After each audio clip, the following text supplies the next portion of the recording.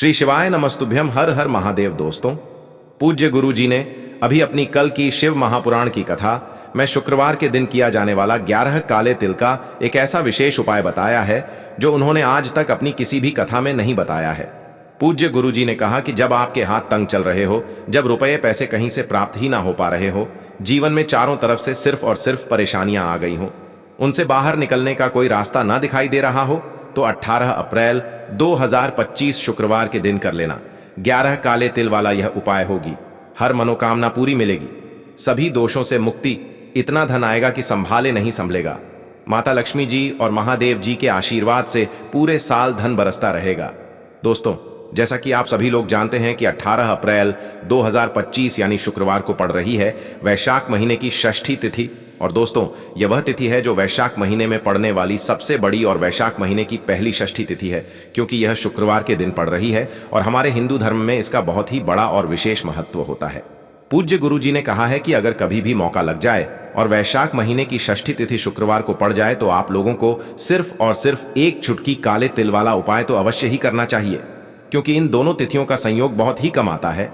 इसी के साथ दोस्तों, गुरु जी ने कहा है कि जब भी वैशाख महीने की षष्ठी तिथि पड़े तो आप लोगों को सिर्फ और सिर्फ 11 काले तिल वाला उपाय तो अवश्य करना चाहिए। यह उपाय इतना खास है कि अगर आपने सही मुहूर्त पर सही क्रिया अनुसार 11 काले तिल वाला उपाय कर लिया, जो प्राचीन काल के समय का महा उपाय है, तो मान के चलिए दोस्तों, महादेव जी के आशीर्वाद से आपके जीवन का कितना ही बड़ा दुख हो, उससे आपको मुक्ति मिल जाएगी। आपकी कोई भी मनोकामना हो, मान लीजिए आप नौकरी की तैयारी कर रहे थे तो आपकी नौकरी लग जाएगी, आपका बंद पड़ा व्यापार चल पड़ेगा। और दोस्तों, आप जिस बीमारी से आप बहुत दिनों से परेशान थे, उस बीमारी से आपको मुक्ति मिल जाएगी। आपके जीवन में धन आना शुरू हो जाएगा, आपके जीवन में धन आने के नए नए रास्ते खुल जाएंगे। और मान के चलिए दोस्तों, फिर आपको किसी भी प्रकार की परेशानी का सामना नहीं करना पड़ेगा। इसीलिए दोस्तों, 18 अप्रैल शुक्रवार के दिन आप लोगों को इस वाले उपाय को जरूर कर लेना है। भले ही आपने पूरे साल भर इस उपाय को ना किया हो, पर अगर आपने इस वैशाख महीने में पड़ने वाली षष्ठी के दिन अगर इस वाले उपाय को कर लिया तो आपको इस उपाय को करने का वह फल मिलेगा जिसकी आपने कभी कल्पना भी नहीं करी होगी। इसीलिए आप लोग इस काले तिल वाले उपाय को एक बार जरूर कर लेना, ताकि आप लोगों के हाथ से यह मौका न जा सके और आपको इस उपाय को करने का फल मिल सके।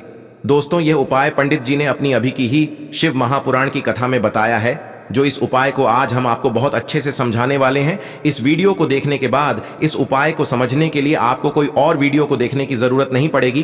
तो दोस्तों, इस उपाय को आपको कैसे करना है, कब करना है, कहां पर करना है, और उपाय को करते समय आपको किन किन गलतियों को नहीं करना है और आपको किन किन बातों का ध्यान रखना है, ये सारी जानकारी हम आपको इस वीडियो में देंगे। तो चलिए भक्तों, उपायों को शुरू करते हैं। अगर आप भी चाहते हैं कि महादेव जी का आशीर्वाद आप पर सदैव बना रहे तो वीडियो को लाइक करें, चैनल को सब्सक्राइब करें और कमेंट बॉक्स में हर हर महादेव जरूर लिखें। और अपने फायदे के लिए, गरीबी दूर करने के लिए इस वीडियो को पूरा देख कर जाना। यदि आज आपने वीडियो को बीच बीच में से देखा, काट काट कर देखा, तो जीवन में आपको कभी सफलता हासिल भी नहीं होगी। देखिए दोस्तों, यह 18 अप्रैल शुक्रवार षष्ठी का दिन यह इतना खास होता है, इतना महत्वपूर्ण होता है। देखा गया है कभी कभी बड़े बड़े पूजा पाठ अनुष्ठान से जो मनोकामना पूर्ण नहीं होते, वह 18 अप्रैल शुक्रवार के दिन एक छोटे से उपाय करने से ही आपकी मनोकामना पूर्ण हो जाती है। अब हम समझते हैं इस वाले उपाय को हमें करना किस समय है। इस 11 काले तिल वाले उपाय को हमें वैशाख महीने के शुक्रवार के दिन करना किस समय है। तो देखिए, इस उपाय को करने का जो समय है वह सुबह का समय है और शाम का समय भी है। अब देखिए, यहां पर हम मुख्य रूप से सुबह का समय नहीं बोलेंगे, क्योंकि 18 अप्रैल शुक्रवार षष्ठी का दिन है और इस दिन प्रदोष काल के समय का बहुत महत्व होता है। बाकी अगर सुबह के समय भी करेंगे तो भी अच्छा होगा, उसमें कोई भी दिक्कत वाली बात नहीं है। तो चलिए जानते हैं इस विशेष उपाय के बारे में। लेकिन उससे पहले एक प्रार्थना, अगर आप इस चैनल पर नए हैं तो आप इस वीडियो को लाइक करें, चैनल को सब्सक्राइब करें और कमेंट बॉक्स में आप अपनी राशि या अपना नाम जरूर डाल दें, क्योंकि हम राशि से जुड़ा भाग्य भी बताते हैं और भाग्य में चल रही परेशानियों को दूर करने के लिए वह आसान से आसान उपाय भी बताते हैं। तो चलिए अब हम अपने सबसे पहले उपाय की बात कर लेते हैं। इस उपाय के लिए आपको 2 दीपक लेने होंगे। दोनों ही दीपक आप मिट्टी के भी ले सकते हैं और दोनों ही दीपक आप शुद्ध आटा मढ़कर उनके भी तैयार कर सकते हैं। अब दोस्तों, दोनों ही दीपक के अंदर आपको शुद्ध घी का प्रयोग करना होगा और एक दीपक के अंदर आपको गोल रुई की बाती का प्रयोग करना होगा और एक दीपक के अंदर आपको लंबी बाती का प्रयोग करना होगा। लंबी बाती वाले दीपक के अंदर आप मौली वाला जो धागा आता है कलावा का, उसकी बाती का प्रयोग भी आप लंबी बाती वाले दीपक के अंदर कर सकते हैं। देखिए, 2 दीपक वाला यह चमत्कारी उपाय केवल शुक्रवार की रात्रि में ही किया जाता है, इसीलिए आपको इस उपाय को बहुत ही ध्यान से समझना। इसी के साथ में आपको एक चुटकी काले तिल के दाने लेना है और इसी के साथ में आपको मात्र एक चुटकी हल्दी भी लेनी होगी। अब दोस्तों, ये सभी सामग्री लेकर के आपको रात्रि के समय पहुंच जाना है अपने घर में, जहां कहीं भी तुलसी जी का पौधा, तुलसी माता का निवास स्थान है, वहां पर। देखिए दोस्तों, सबसे पहले तो आपके पास जो एक गोल बाती का दीपक है, उसे आपको तुलसी जी के वहां पर प्रज्वलित करना है। दीपक को प्रज्वलित करते समय आपको ओम नमो भगवते वासुदेवाय इस मंत्र का 11 बार जाप कर लेना है। अब देखिए दोस्तों, आप जो एक चुटकी काले तिल के दाने लेकर के आए हैं, उन्हें आपको अपने सीधे हाथ में रखना है और जो आपने गोल बाती वाला दीपक प्रज्वलित किया है माता तुलसी जी के वहां पर, उसके ऊपर से आपको इन एक चुटकी काले तिल को घड़ी की दिशा में घुमाना है। आपको अपना नाम और अपनी गोत्र को बोल देना है और फिर आपको इन काले तिल को उस जलते हुए दीपक के अंदर डाल देने हैं। देखिए, काले तिल भगवान विष्णु के पसीने से उत्पन्न हुए हैं और जब भी हम यह दीपक की रात्रि में प्रज्वलित करते हैं तो इससे हमें हमारे कर्ज में राहत मिलती है, हमारे जीवन में धन प्राप्ति के नए नए मार्ग खुलते हैं, हमारा अगर कोई भी कार्य रुका हुआ है तो वह भी परिपूर्ण होता है। देखिए, गोलबाती का जो दीपक है, विशेषकर हम माता तुलसी के वहां पर भगवान विष्णु और माता लक्ष्मी के निमित्त प्रज्वलित कर रहे हैं। इस प्रकार से आपको यह दीपक प्रज्वलित कर देना है। अब जो आपके पास लंबी बाती का दीपक है, एक चुटकी हल्दी है, तो इससे आपको लेकर के पहुंचना है अपने घर के मंदिर में। आपके घर के मंदिर में माता लक्ष्मी की जो भी प्रतिमा की मूर्ति है, उनके सामने सबसे पहले तो आपको यह लंबी बाती का दीपक रखना है। फिर आपको दीपक को प्रज्वलित कर देना है। दीपक को प्रज्वलित करते समय आपको ओम महालक्ष्मी नमः इस मंत्र का जाप करते रहना है। अब दोस्तों, आपके पास जो एक चुटकी हल्दी है, उसे आपको अपने सीधे हाथ में रखना है और इस एक चुटकी हल्दी को आपको उस दीपक के ऊपर से 11 बार घड़ी की दिशा में घुमाना है और आपको ओम महालक्ष्मी नमः मंत्र का जाप करते रहना है और इस एक चुटकी हल्दी को आपको उसे दीपक के अंदर डाल देना है। देखिए, एक चुटकी हल्दी वाला जो दीपक है आपके जीवन से दुर्भाग्य को समाप्त करता है, माता लक्ष्मी की आपको कृपा प्राप्त करवाएगा, धन प्राप्ति के आपके जीवन में नए नए मार्ग बनाएगा। देखो, अगला उपाय है, वह भी बहुत ज्यादा खास है। तीनों उपाय को आप जरूर सुनना, क्योंकि जो आपको अच्छा लगे वह उपाय आप कर सकते हैं। देखिए, इस उपाय के लिए आपको 2 हरी इलायची लेनी होगी। हरी इलायची आपको साबुत लेनी है, खंडित नहीं होनी चाहिए। और इसी के साथ में आपको मात्र थोड़ा शहद लेना है।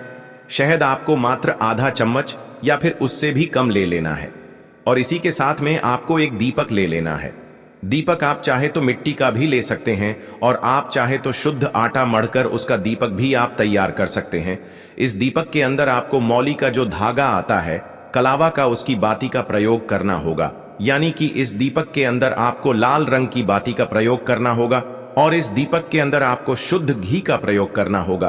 अब यह सारी सामग्री लेकर के आपको अपने घर में जो भी मंदिर है वहां पर पहुंच जाना है और आपको माता लक्ष्मी के किसी भी स्वरूप के सामने बैठ जाना है। अगर माता लक्ष्मी की फोटो है, माता लक्ष्मी की प्रतिमा है, तो उनके सामने आपको बैठ जाना है। अगर माता पार्वती की प्रतिमा है तो उनके सामने आपको बैठ जाना है, यानी कि किसी भी माता के स्वरूप के सामने आपको बैठ जाना है। अब देखिए, सबसे पहले तो आपको माता रानी के सामने थोड़ी सी चावल की ढेरी बना देनी है, यानी कि थोड़े से अक्षत के दाने आपको माता रानी के सामने रखना है। उसके बाद आप जो एक दीपक लेकर के गए हैं, उस दीपक को आपको उन्हीं चावल के दानों के ऊपर रख देना है और फिर इस दीपक को आपको माता रानी के सामने प्रज्वलित कर देना है। देखें, इस दीपक को प्रज्वलित करते समय आपको ओम महालक्ष्मी नमः इस मंत्र का लगातार जाप करते रहना है। दीपक को प्रज्वलित करने के बाद आप जो 2 हरी इलायची लेकर के गए हैं, उसमें से एक हरी इलायची को तो आपको उसी दीपक के अंदर डाल देनी है और वहीं पर आपको कम से कम 21 बार ओम महालक्ष्मी नमः इस मंत्र का जाप कर लेना है। अब आपके पास जो शहद है और एक हरी इलायची है, उसे सीधे आपको लेकर के पहुंच जाना है भगवान शिव के मंदिर में। पूज्य गुरु जी ने बताया है कि यह उपाय आपको सिर्फ और सिर्फ शाम के समय ही करना होगा। शाम को जब भी सूर्यास्त का समय होता है तो उस समय आपको यह उपाय करना है। लेकिन सबसे पहले तो आपके पास जो एक हरी इलायची है, उसे आपको उस शहद के अंदर अच्छे से डुबो देना है, यानी कि शहद का लेपन उसे हरी इलायची के ऊपर चारों तरफ आपको कर देना है। अब यह जो शहद से युक्त हरी इलायची है, इससे आपको भगवान शिव के शिवलिंग पर अर्पित कर देनी है। और आपको वो श्री शिवाय नमस्तुभ्यम इस मंत्र का लगातार जाप करते रहना है। फिर इसके बाद आपको एक लोटा जल भी अपने साथ लेकर के जाना है। तो यह एक लोटा जल भी आपको धीरे धीरे शिवलिंग पर समर्पित कर देना है और आपको श्री शिवाय नमस्तुभ्यम इस मंत्र का जाप करते रहना है। फिर इसके बाद आपको अपने घर आ जाना है। इस प्रकार से आपको यह उपाय कर लेना है। तो चलिए दोस्तों, जान लेते हैं गुरुजी द्वारा बताए गए दूसरे उपाय के बारे में। देखिए, इस उपाय के लिए आपको लेना है 11 चावल के दाने। गुरुजी ने कहा है चावल के दाने खंडित नहीं लेने हैं, बिल्कुल साबुत होने चाहिए। उसके साथ में आपको लेना है एक बेलपत्र। बेलपत्र का भी एक नियम है, अगर आपके पास बेलपत्र नहीं है तो आप शिवलिंग से उठाकर उसको पुनः शुद्ध जल से धोकर इस्तेमाल कर सकते हैं। इस प्रकार आपको बेलपत्र लेना है। इसके बाद आपको एक लोटा जल लेना है। अब यह सब सामग्री लेकर आपको जाना है महादेव के मंदिर में। देखो, अब आपको उत्तर साइड में खड़े हो जाना है और सबसे पहले आपको एक बेलपत्र अपने हाथ पर और 11 चावल दाने रखकर शिवलिंग के ऊपर अपना नाम और गोत्र बोलते हुए समर्पित कर देना है और ओम नमः शिवाय श्री शिवाय नमस्तुभ्यम का लगातार जाप करना है। अब आपको जो एक लोटा जल साथ में लेकर आए थे उसे धीरे धीरे बेलपत्र और चावल दाने के ठीक ऊपर आपको समर्पित करते जाना है और शिव पुराण के मूल मंत्र श्री शिवाय नमस्तुभ्यम का 11 बार जाप करना है और अपनी मनोकामना बोलते जाना है। देखो, बस छोटा सा उपाय करना है, देखना एक दिन आपके सब काम बनने लग जाएंगे। गुरु जी का बहुत ही विशेष उपाय है। चलते हैं तीसरे उपाय की तरफ। देखिए, इस उपाय के लिए आपको एक तांबे के पात्र के अंदर सबसे पहले अपने घर से शुद्ध जल लेना है। फिर इसी के साथ में आपको मात्र थोड़ा सा शहद लेना होगा। शहद आपको आधा चम्मच या फिर उससे भी कम लेना है और इसी के साथ में आपको एक प्यारी सी बेलपत्र ले लेनी है। बेलपत्र यदि आपको नहीं मिल पाती है तो भगवान शिव के शिवलिंग पर चढ़ी हुई बेलपत्रों को आप पूर्ण शुद्ध जल से धो करके उपयोग कर सकते हैं और बेलपत्र जो है वह कहीं से भी कटी फटी खंडित नहीं होनी चाहिए। अब ये तीनों सामग्री लेकर के सीधे आपको पहुंच जाना होगा भगवान शिव के मंदिर में। यह उपाय सुबह से लेकर के शाम तक किसी भी समय कर सकते हैं। देखिए, सबसे पहले तो आपके पास जो शहद है उससे आपको अपने सीधे हाथ की चिटी उंगली के जो पास वाली उंगली होती है, अनामिका उंगली, उसमें थोड़ा सा शहद आपको लेना है और इससे फिर आपको शिवलिंग पर जहां माता अशोक सुंदरी का स्थान होता है वहां पर आपको ओम का निर्माण करना है। लेकिन जलाधारी के बिल्कुल बीच में जो स्थान होता है उसे माता अशोक सुंदरी का स्थान कहते हैं और इसी स्थान पर आपको शहद से ओम का निर्माण करना है। अब दोस्तों, आपके पास जो एक बेलपत्र है उसे आपको अपने सीधे हाथ की हथेली पर रखना है और महादेव से आपको अपनी विशेष मनोकामना, आपके जीवन में जो भी संकट चल रहे हैं, जो भी समस्याएं चल रही हैं, जो भी जीवन में दुर्भाग्य बना हुआ है, आप अपने किसी भी कार्य में सफल नहीं हो पा रहे हैं, तो जिस भी प्रकार की आपकी समस्या है उसे दूर करने के लिए आपको महादेव से प्रार्थना कर लेनी है। और फिर यह जो एक बेलपत्र है इससे आपको शिवलिंग पर माता अशोक सुंदरी वाले स्थान पर समर्पित कर देनी है। देखिए, जहां पर आपने ओम का निर्माण किया है उसी के ऊपर आपको यह बेलपत्र भी समर्पित कर देनी है। देखिए, बेलपत्र की चिकनी साइड का हिस्सा शिवलिंग से स्पर्श होगा और इसकी जो डंडी है वह आपको जलाधारी की ओर रखनी है। बड़ी पत्ती वाला भाग शिवलिंग की तरफ रहेगा। इसी प्रकार से आपको यह बेलपत्र समर्पित कर देनी है। अब दोस्तों, आपके पास जो एक जल का पात्र है उसमें से थोड़ा सा जल तो आपको बेलपत्र की जो आगे वाली पत्ती है उस पर आपको समर्पित करना है और आपको श्री शिवाय नमस्तुभ्यम इस मंत्र का जाप कर लेना है। फिर उस पात्र के अंदर जो जल बचेगा उसे पूरा आपको भगवान शिव के शिवलिंग पर धीरे धीरे समर्पित करते जाना है और लगातार आपको शिव महापुराण के मूल मंत्र श्री शिवाय नमस्तुभ्यम इस मंत्र का जाप करते रहना है। गुरु जी ने कहा है कि जल आपको इतने धीरे धीरे समर्पित करना है कि जल समर्पित करते हुए आप कम से कम 11 बार श्री शिवाय नमस्तुभ्यम या फिर ओम नमः शिवाय इस मंत्र का जाप कर सकें। फिर इसके बाद वापस आपको अपने घर आ जाना है। इस प्रकार से आपको यह उपाय कर लेना है। आप देखेंगे कि आपकी सभी मनोकामनाएं अवश्य ही पूरी होंगी। यह उपाय आपको अवश्य करने हैं। इस वीडियो में हमने आपको 3 से 4 महाउपाय आपको बताए हैं जो आपको शुक्रवार के दिन करने हैं। अगर आपके मन में उपाय से जुड़ा कोई भी सवाल है तो आप कमेंट बॉक्स में पूछ सकते हैं। अगर आपको हमारी ये वीडियो पसंद आई हो तो हमारे इस वीडियो को लाइक करें, चैनल को सब्सक्राइब करें और कमेंट बॉक्स में लिखें हर हर महादेव, जय मां लक्ष्मी। देखो, यदि आपके जीवन में आर्थिक संकट बहुत अधिक हो रहे हैं, धन की समस्या लगातार जीवन में बनी हुई है, एक एक रुपयों को प्राप्त करने के लिए आपको बहुत अधिक मेहनत कर रहे हैं, तो आज रात्रि में सोने से पहले आपको यह एक चमत्कारी दीपक का उपाय अवश्य करना है। या फिर यदि आपका जो व्यापार है, बिजनेस है, दुकान है, वो अच्छे से नहीं चल पा रही है, तो आज रात्रि में इस विशेष दीपक का उपाय आपको अवश्य करना चाहिए। देखो दोस्तों, दीपक हमारे घर में सभी नकारात्मक शक्ति को बाहर करता है। यह उपाय आपको साल में केवल एक बार करने का ही मौका मिलता है। देखिए, इस उपाय के लिए आपको तुलसी जी की जो सूखी लकड़ी होती है उसे ले लेना है। देखिए दोस्तों, यदि आपके पास पुरानी तुलसी जी की लकड़ी है तो उसे आप ले सकते हैं, और यदि आपके घर में तुलसी जी जो लकड़ी है वो सूखी हुई है तो उसकी लकड़ी आप तोड़ करके इस्तेमाल कर सकते हैं। लेकिन आपको ध्यान रखना है कि सूर्यास्त से पहले पहले ही आपको ये जो तुलसी जी की लकड़ी है इससे अवश्य ही तोड़ लेना है।